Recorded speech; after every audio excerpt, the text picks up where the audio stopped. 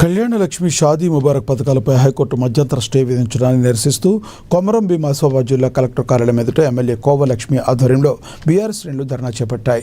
ప్రభుత్వ తీరుపై ఆగ్రహం వ్యక్తం చేస్తూ నినాదాలు చేశారు. పేద మధ్యతరగతి కుటుంబాలకు ఆడపిల్లల వివాహ సమయంలో ఆర్థిక భరోసా కల్పించేందుకు కళ్యాణ లక్ష్మి షాదీ ముబారక్ పథకాలు కేసీఆర్ ప్రవేశపెట్టారని లక్ష్మి అన్నారు. ఇలాంటి సంక్షేమ పథకాలను కాంగ్రెస్ ప్రభుత్వం కుట్ర పన్ని నిలిపివేయడం వల్ల ఆర్థికంగా వెనుకబడిన కుటుంబాలు తీవ్రంగా ఇబ్బందులు ఎదుర్కోవాల్సిన పరిస్థితి ఏర్పడుతుందని వాళ్ళు తెలిపారు.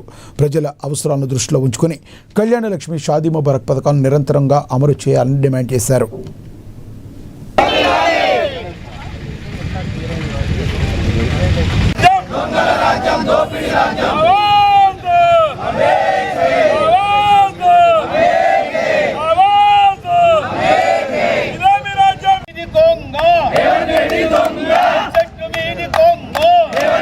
అన్ని జిల్లా కేంద్రాల్లో, నియోజకవర్గ కేంద్రాల్లో దళిత బంధు, రైతు బంధు, మహాలక్ష్మి పథకము, కళ్యాణ లక్ష్మి పథకము, షాదీ ముబారక్ పథకము అమలు కాకపోవడంపై బీఆర్ఎస్ అధిష్టానం పిలుపు మేరకు పెద్దలు ఆసిఫాబాద్ శాసనసభ్యులు కోవలక్ష్మి గారి ఆధ్వర్యంలో ఆసిఫాబాద్ నియోజకవర్గం కొమరం భీం జిల్లా కేంద్రంలో కలెక్టరేట్ ముందర ధర్నా చేయడం జరుగుతూ ఉన్నది.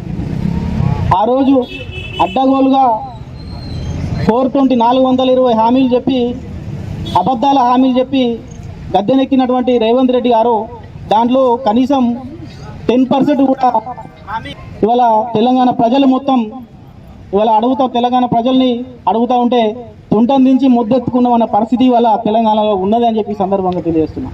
మిత్రులారా, ఏనాడైతే ఆ రోజు పెద్దలు కేసీఆర్ గారు దళిత బంధు పేరట దళితులకు పెద్దన్నాయండు, రైతు బంధు పేరట ప్రతి ఒక్క రైతుకు ఒక అన్నలాగా నిలిచి తెలంగాణ రాష్ట్రానికి ఒక పెద్ద రైతులాగా ఆ రోజు ఉంటే ఇవాళ తెలంగాణ